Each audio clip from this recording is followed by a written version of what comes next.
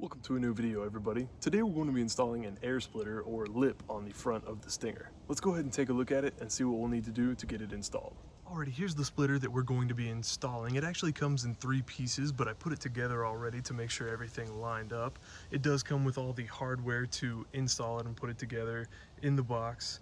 I do recommend, however, getting some double-sided adhesive to attach to the splitter for the install so that you don't necessarily have to hold up one side and screw it in and the other side be hanging down. It can kind of hold it up there for you.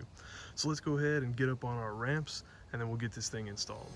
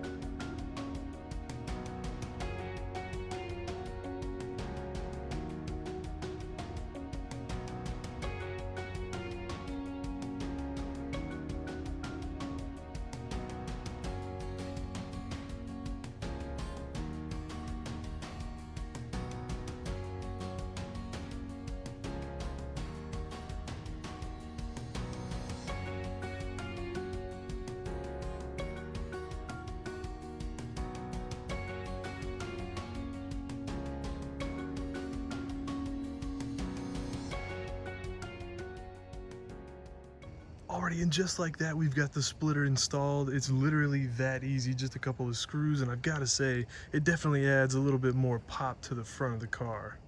Thank you guys so much for stopping by and checking out the video. If you have any questions about the install or the splitter, let me know in the comments. I'll be leaving a link in the description down below for the splitter if you want to pick one up for your Stinger.